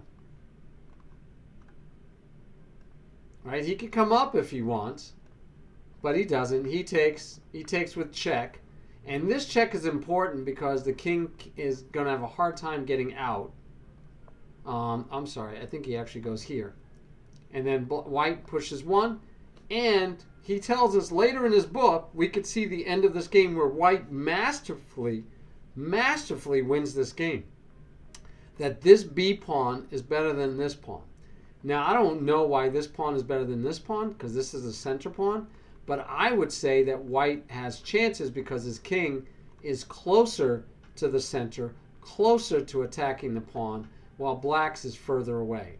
So as an example, if white could ever trade off the queens, then the king is already closer and this pawn has a better chance of queening. Yes. Exactly. Oh, well, I don't know because it's further to the outside. I don't know. That could be. I don't know that a pawn further to, like a pawn on the rook file is definitely weaker than a pawn inside the rook, the edges. So that would be the furthest you could be on the outside, and it wouldn't be stronger in general because it's there. So I don't know. But I will say I believe it's because the king is closer. So I'm going to go find that game, and I will continue this position later. We'll see the whole end game because it wasn't like luck. It wasn't that black floundered or made a blunder. He says basically white did an outstanding job of just doing it right. Oh, definitely. Well, yes, on a king versus king. Yes, yes, yes. Okay, agreed with you there. All right, moving on. So here's another example, black to move. Black to move. Not the greatest example. In fact, I'm going to skip this one for time. We're going to jump to here. Mostly because it's the same game, guys. This game, he takes us through these exchanges. Lots of exchanges go on. Lots of exchanges go on. Threats, threats, threats, threats. And this game ends up, this is on move 30-something. Move 55, we end up here. Like moves 55, we end up here. So he doesn't give us the moves in between. So that's not really going to help us. So let's look here. What is, and it's black to move. What's the move? Black to move. Because this, I think, is critical, right? If you were playing black, let's flip the board, because I think psychologically it helps you to look from the side that you're playing. Black to move can win this game. At least that's what he's teaching us. He can win this game, guys. And I don't know that I would see the win in this game. First of all, black has a knight instead of the bishop, so the bishop has more scope, right? And bishops are supposed to be better. But as we know, if you have a knight, you have a chance, right? You never resign when you have a knight. Maybe that's the golden question. Do you have a knight? If you have a knight, do not resign. If you have a knight, do not resign. That's the golden question. No, that's not the golden question. We'll go look at that blog post. We'll go look at that blog post. We have a half an hour left, and I only have two more problems to look at from the book. So we'll get to Gridiron Grace's game, which shows he said it had blockading from last week and exchanging from today. So we're gonna go look at his game, and then we'll go look at that nicety of yours, the your blog post, Chris. Rook to h7. I like it. Gonna try to come in this way, right? Got a pawn to attack. I like it. Why not? Why not? That's a good thought. I like it. I like your thinking. Can't go over here and grab this open file because the bishop would take us off. So there's only two open files, guys. Rooks belong on open files. So that makes sense. By the way, here's another open file and the rook is already on it. So in actuality, we're not going to get off that file. We're going to stay on that file. And so let's take a look at what Nimzovich, and this happened in a real game. So let's see the brilliancies that happened in this game. By the way, the brilliancies that happened in this game back in the 1920s, if we look at the computer's suggestions, might not be brilliancies anymore. Right? You liked rook to b7. Okay, threatening the take and come in this way. I like that too. I like that too. And if he takes, you could take back, but then he gets to go here, right? What do you think, Strobex? If you go here, he takes. If you take with the rook, the pawn pushes. So if he takes, you're going to take back with the pawn. The pawn can still push and get locked up. So I don't know. And Gridiron says knight to d6. Okay. Then his bishop is stuck. How's his bishop stuck? You can go all the way back here. How's his bishop stuck? Oh, you mean if the pawn is here? Maybe. Yeah, then you worry less about the queen side. All right, guys. I don't think any of you are going to guess it. I wouldn't have guessed it. There's your move. and slow. Very good, Chris. So the concept that knight to d6 is too slow. If you start thinking about moves and saying that's too slow, then you are taking into account the time factor that we were talking about, right? You are taking into account the time factor that we were talking about, and time matters. That's my new saying. Time matters. So time matters immensely. Let's see how the game goes. We get a take. It's a free pawn. Black can't take back. What do you think happens next? Since, Chris, you said you liked f4. All right, what next? Black can't take back, so what does black do?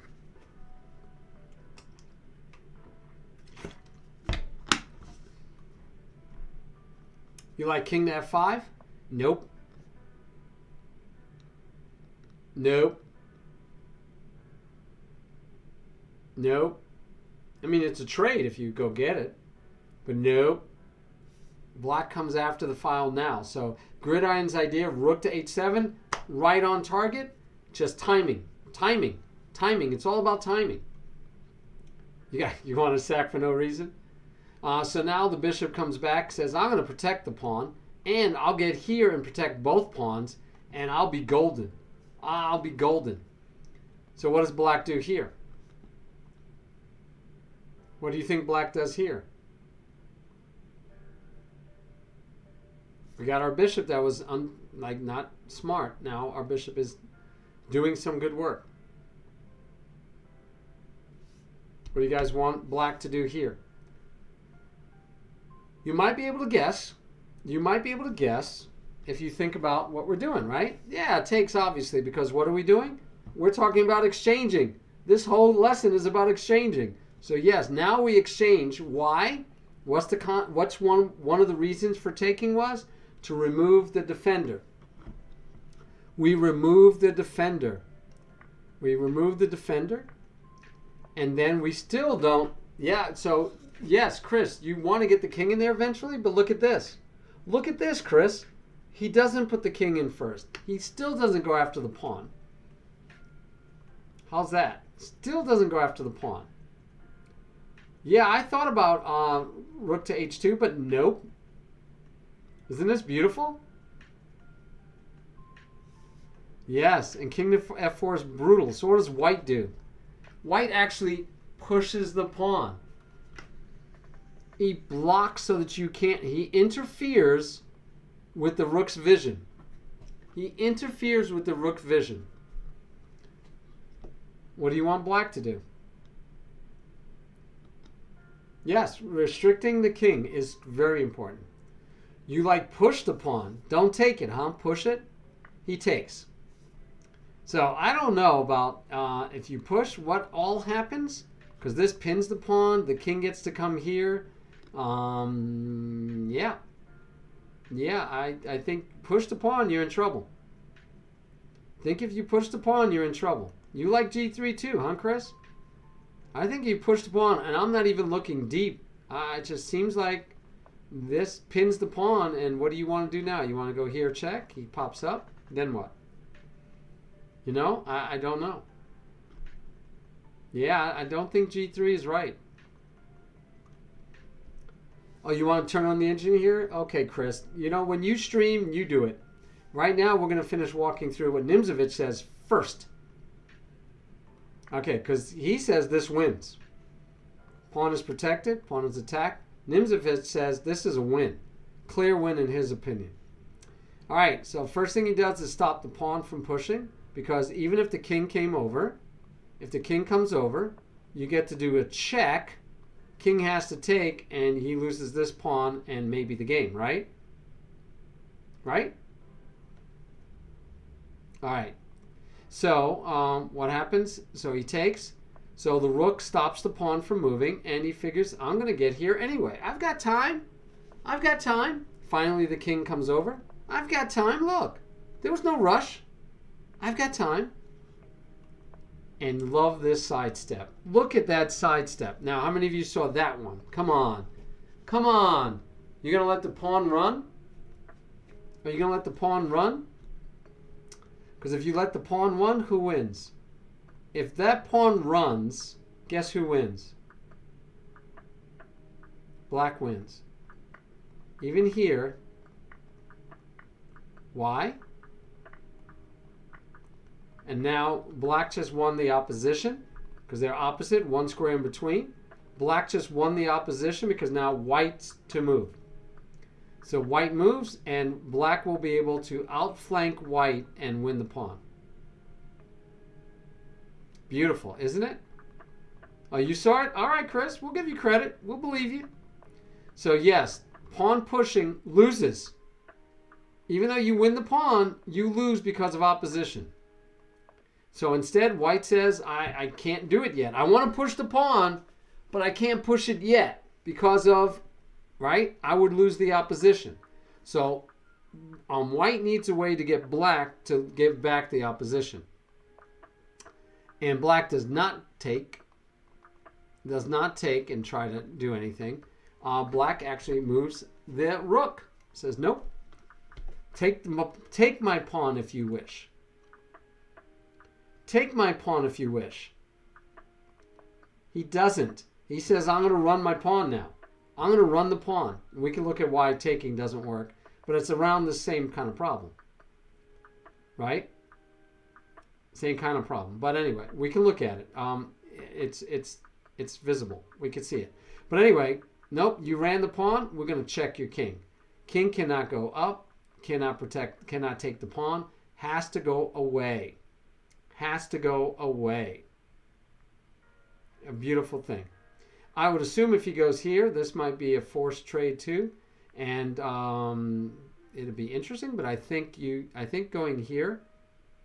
Let's see if he goes here. I think it still loses. This might be a forced win this way. You could push though, right? Yeah, if you pushed, queen, take, and then you're still going to queen. So you can't take because you just push. So I'm missing something. So why does this not work? This does not work, but why doesn't that work? Oh, I think it's because of this. All right, which, by the way, is the same thing that happens here. So the same thing happens. You go here, it doesn't matter. The rook goes here. No. You think white wins here? Or you mean after? Yeah. If you go here and black goes here, white wins. But black doesn't, right? Black's going to go here, whichever square you were on. Black goes here. And watch the beauty, right? Oh, I guess we can't watch the beauty. It's beautiful. If you go here, he gets to go here. And he's still protecting with 2. And he's going to just eat your pawn for free. And now he has the only pawn. So the rook goes all the way around to come back and win the pawn. Yeah, after the simplification. Now, did you want to see the engine, you said? I'm curious what the engine would do on some of these moves, right? So let's turn on the engine here. Just out of curiosity, best move engine. So it says black is winning. And he says black, so the engine likes this, letting the bishop protect. Letting the engine protect. I don't get it. I don't know. We can look at it, but I think it's interesting. Yeah. Letting it take. Yeah, the engine is wild. So, and it's black is winning. But by the way, so this is what also confuses me, guys. Black is up 2.8. See the bar? Black is up 2.8. If we make the preferred move by black, he loses a whole point. It shows him as losing a whole point. All right? And he's down a whole point. He's still down a whole point. This whole time now, with making the best moves for for black, he's down a whole point. And now we start doing stuff, who knows. All right. So he's down a whole point when we do that. By the way, the best move for white was right here. So white makes a mistake. Somebody makes a mistake. That's what happens in chess. So interesting, he says it should just be here. And now this makes sense to me because now you're pinning it. Much better. That makes sense. That one I can understand. And this starts getting to weird stuff again, like knowing to do the knight move instead of the king. You would think the king maybe. But anyway. All right, so that's interesting. So the move that was made, though, now remember, black is up 2.8. Here, it says white is like, now they're equal. White is flat out equal. It says white is flat out equal. We take as predicted, and look, he wants this, not what was played in the game. So let's do what was played in the game. Flat out, totally equal. White does the move that the computer says is the right move. Black does the move that says is the right move. And here's where it's different. White, the computer is able to estimate far enough in advance that he knows that he has to get rid of this problem of move order, right? Of losing the losing the opposition. So he says take it right away. Says should take it right away. So this was a mistake as far as he's concerned. And he says black should take right away. And then he says white should take right away. And now he says, yes, the king should go there. He says the pawn should push, which we already saw, loses. But look, black is up by 11 by now. Black is up by 11. Where was the big mistake? Right here. The king move was the big mistake, down by 5.5. And now with this move, even the move that the computer wants, oh no, that isn't a computer move, but he's down by 11.2. But he says black should have taken. He says black should have taken and have a pass pawn. Okay, and he's way up. So you want to see what would happen if you pushed here, right? So the computer, by the way, Chris, says that is the best move to take. And if we push, it still says dead even. It says dead even here if you take. I mean, right now it's dead even. And if you take, it's dead even. And he says if you push, it's dead even.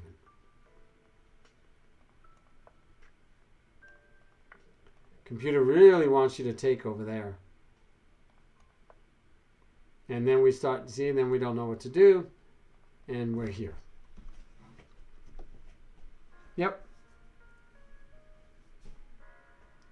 I know, right, Dark Knight? I love your name, by the way. I will wear my Batman shirt sometime soon. All right. Back to move. Yeah. Black to move. No, that's like, yeah. All right. So this last one is a Nimzovich game. This is a Nimzovich game. Nimzovich is white. Nimzovich is missing a queen, and his opponent is missing a knight because before the game began, Nimzovich gave him queen to knight odds. So Nimzovich's queen is gone, and his opponent's knight is gone. And I'm just going to go through this one because it's not only instructive about exchanges, but it's instructive about what we would call pawn breaks, right? So he pushes to begin with, and anytime you're attacking a piece and a pawn, you can feel confident this pawn is going to disappear. You can take, or it will be taken, or you will take. That pawn is going to leave this square. You can feel confident that you can force that to happen. Got it? Yeah, not playing the Nimzovich. You can be confident.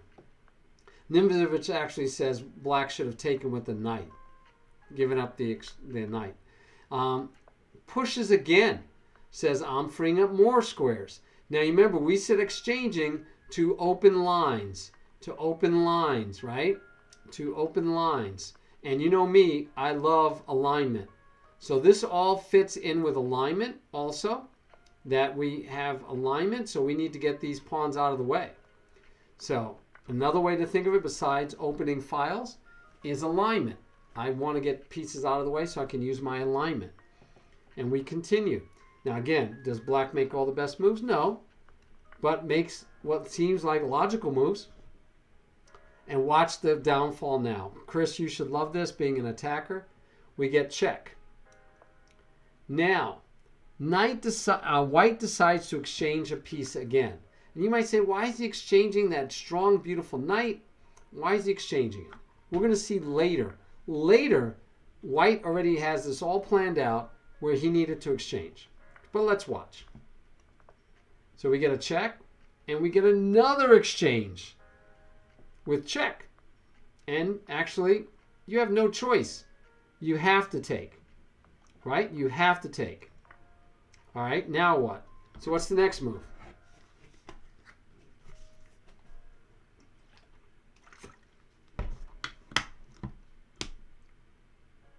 Yeah, mate is better. So you get the check, and look. Can't stay anywhere over here. So you have one square. And the reason he took the bishop was because when he goes here, he wants it so the bishop can't block a check. Actually, the check would have blocked this check. So he needed to trade off the bishop because now that bishop can't block this check.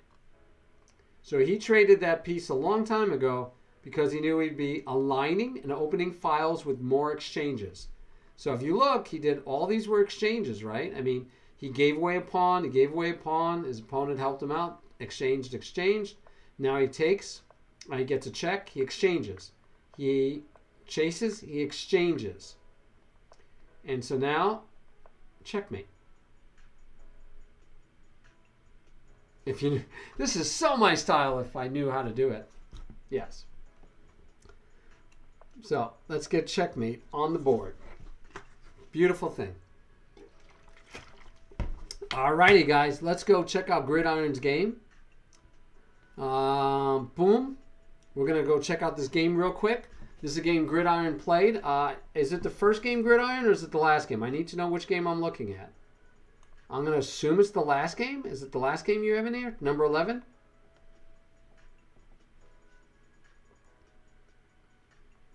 Okay, last game in the study, Gridiron tells us.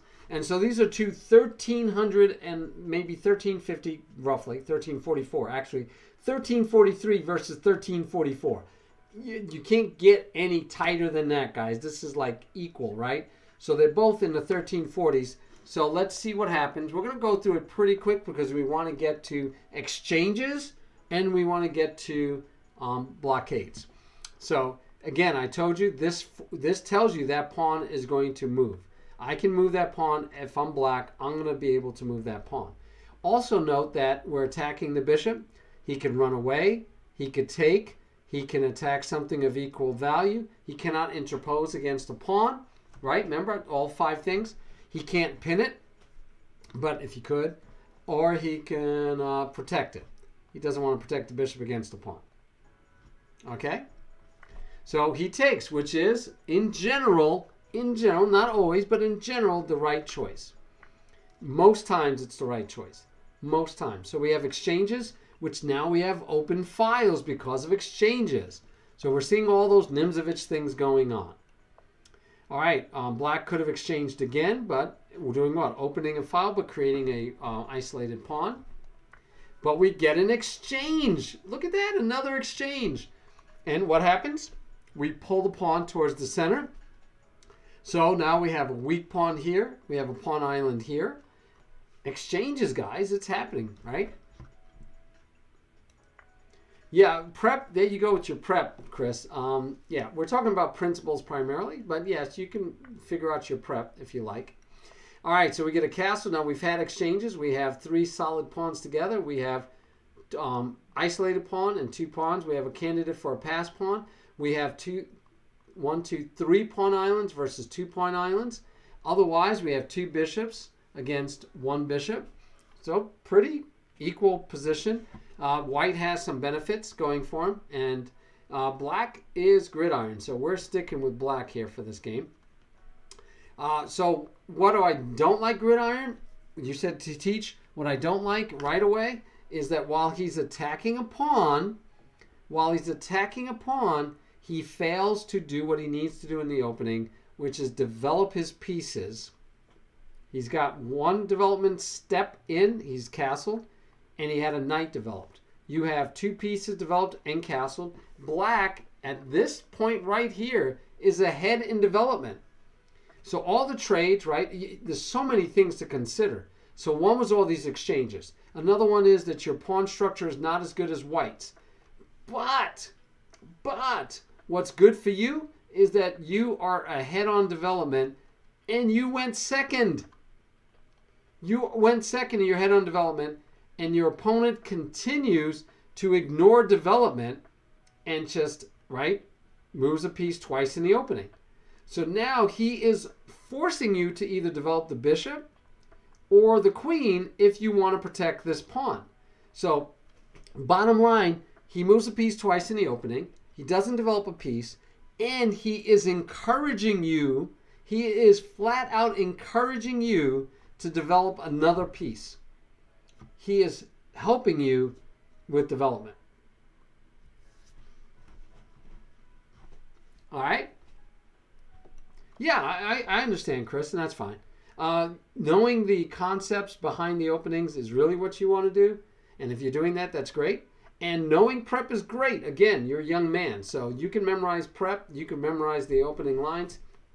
In Gridiron, if you're playing this opening, or I should say if White is playing that opening, the Alapin, then White should know the preferred moves.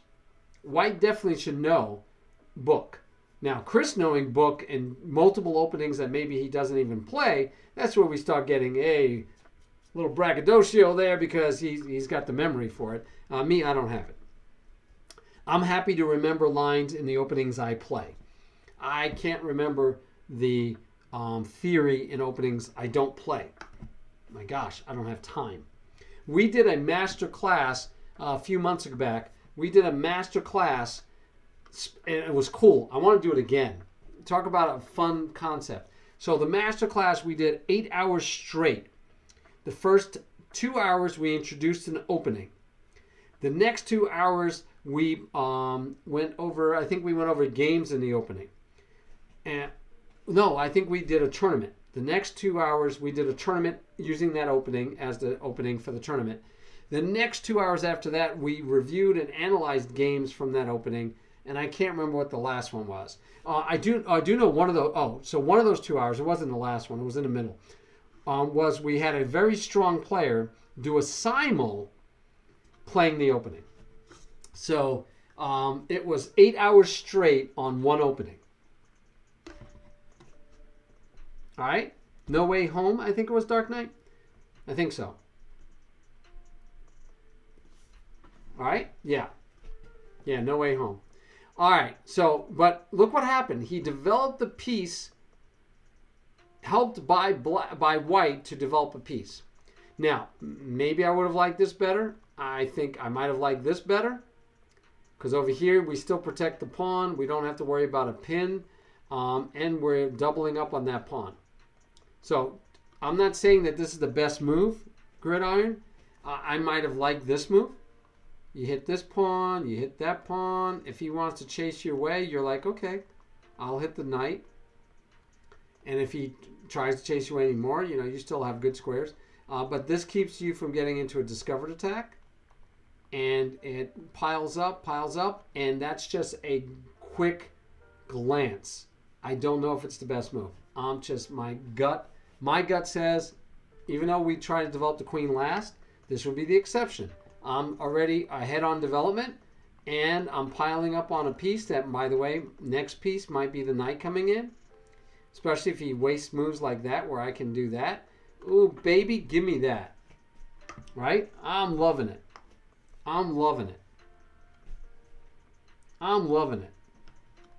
Anyway. But this is fine. The point is still taken. He helped you develop a piece. Now, pawn break already, right? Do we exchange here? That I don't know. That's scary. You had other moves. Whenever you're under attack, what could you do?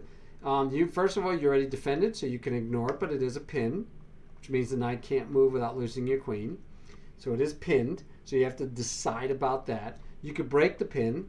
You could put the question to the bishop, and if he takes, you get to take back, but then he gets here, and he forks your queen and your rook, so we don't like that, right? We don't want him to take it all, because if he just takes, and if you take back with the queen, he's going to get this. So even this move doesn't stop him from taking.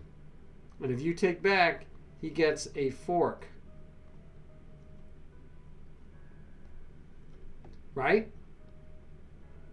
Make sense?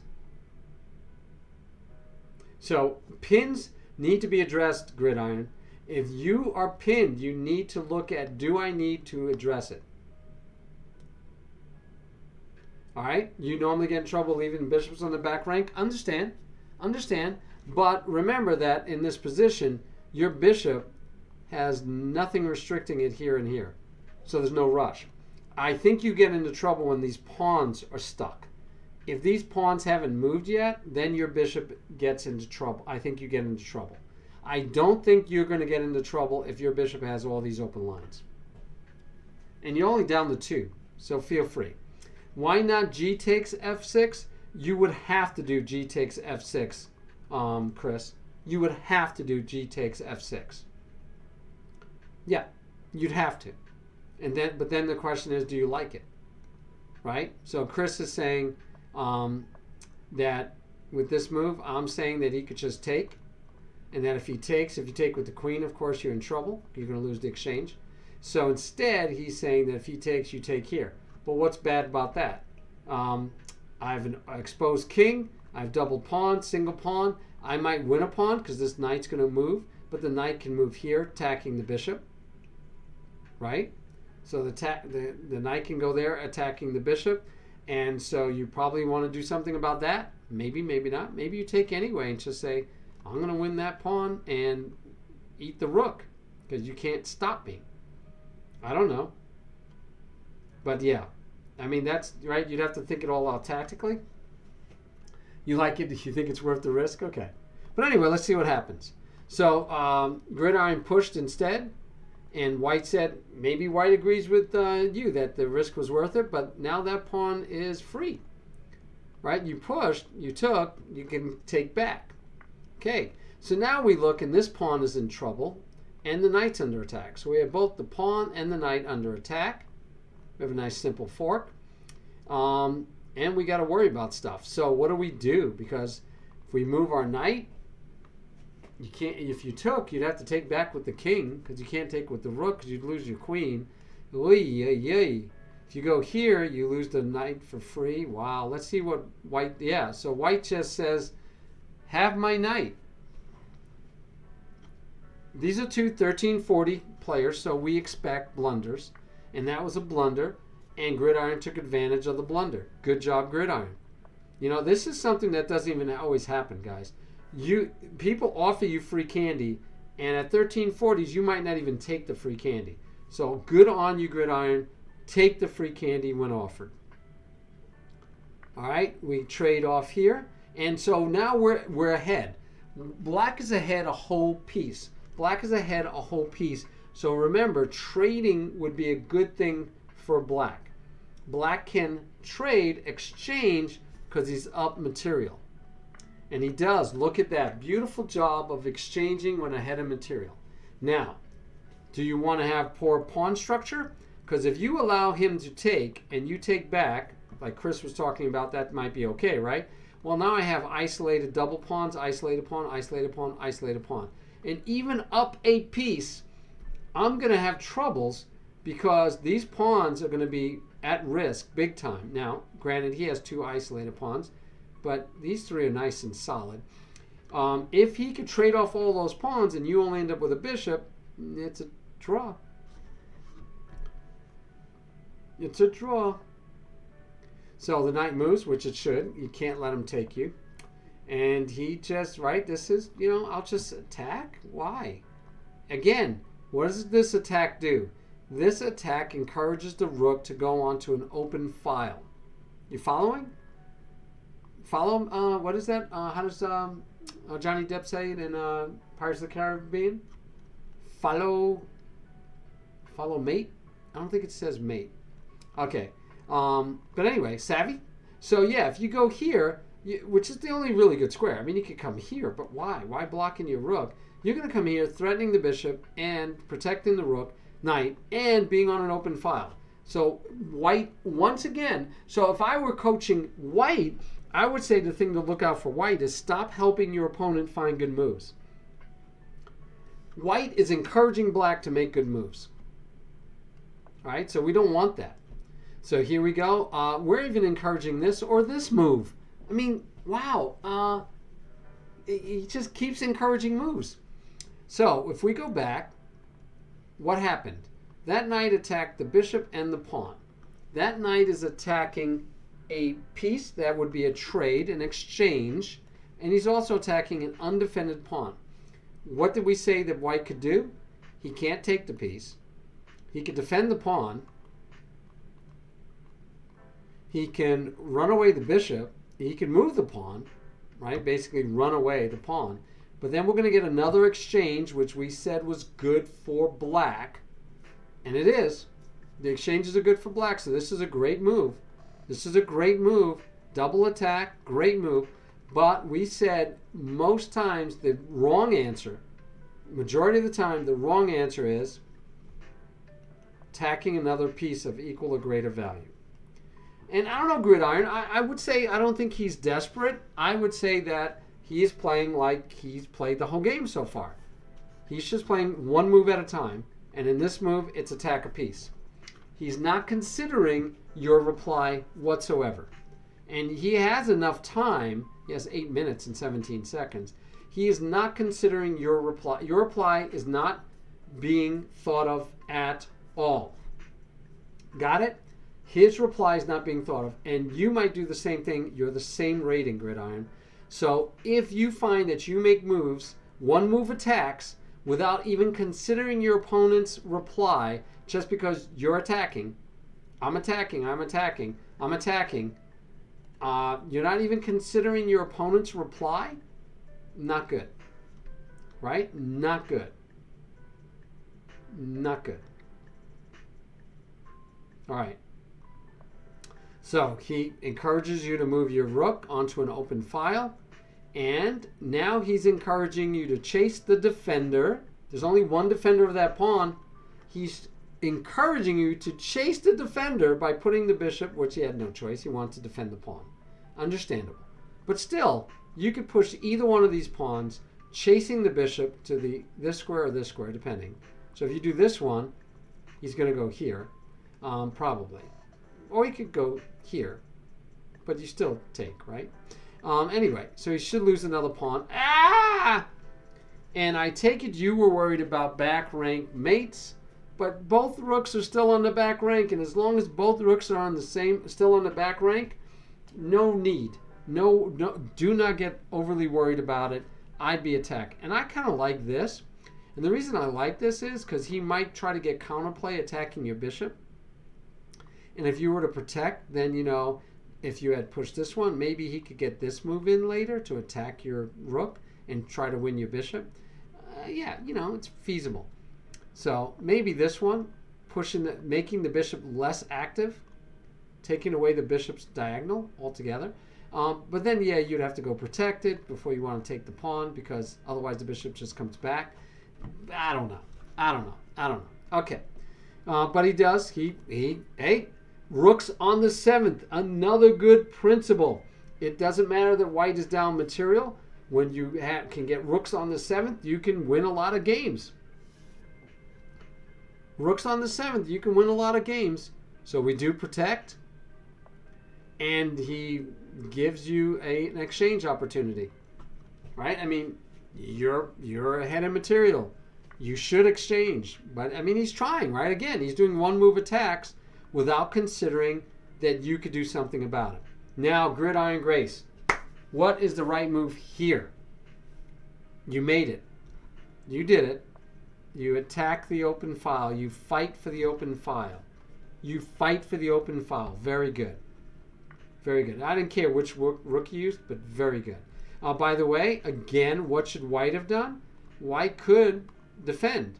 And why would white defend? So that if you take, he still has a rook, hopefully getting into your 7th, still trying to give you problems. Right? He still should be trying to give you problems. But instead, he takes and just says, hey, have the whole file. Have the whole file. Because he goes after your bishop. By the way, you could step up. Okay, stepping back is fine. I think stepping up might be better. And the reason why I think stepping up might be better, because we're just keeping the king out of here, and you're going to bring your king over as soon as you can and get your king into the game. But I don't have a problem with this either. That's fine. You do give him opportunities to try to attack things, though. And it's like, why give him any play? Right? by pushing here, he had no play. But anyway. And he finds a way to attack your pawn, but that doesn't help because you just take and you still protect the pawn. Oh, by the way, this is bad because now his rook doesn't have this square, doesn't have this square, can't go back, doesn't have this square, doesn't have this square. This is the only square the rook has without going down. Right? So if your king comes here, his rook has no squares. Not at least on this. He has no squares in this diagonal. On this rank. And so he would only be able to do that. You're going after the pawn that is not protected and can't be protected. So you win a pawn. And you're going after the other pawn. Beautiful job of cleaning up material. Remember, you're ahead in material. So you trade pieces, not pawns, but you win all the pawns you can. Because then your bishop and these pawns, if you traded off this rook, the game is easy. That's an easy win.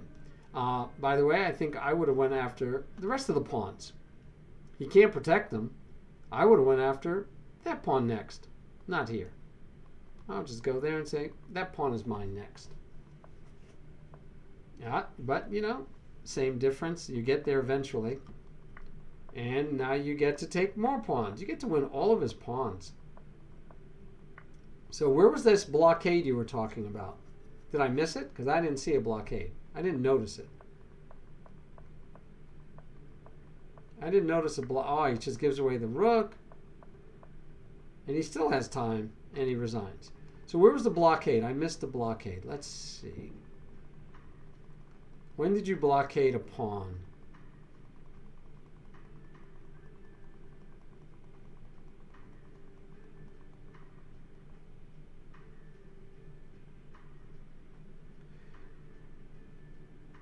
Those light squares right now, I consider... Oh, you consider this a blockade. Over here, let's go forward.